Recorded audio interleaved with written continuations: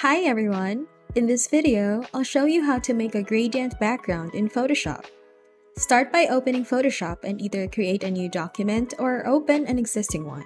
Once your document is open, choose the gradient tool from the toolbar on the left. If you don't see it, right-click on the paint bucket tool. Look at the top of the screen for the gradient preview bar and click on it. This opens the gradient editor where you can select from preset gradients or create your own. Find and select the gradient you like, and then click OK. Click and drag your mouse across the canvas to apply the gradient. The direction and length of your drag will affect how the gradient is applied. Feel free to experiment with different drags to get the look you want. If you want to change the gradient, click the gradient preview bar at the top again to choose a different gradient from the gradient editor.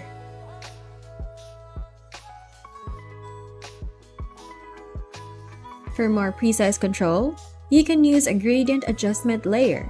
Go to the Layers panel, click on the Create New Adjustment Layer icon, and select Gradient. You can then adjust the gradient settings here. If you found this video useful, please show your support with a like.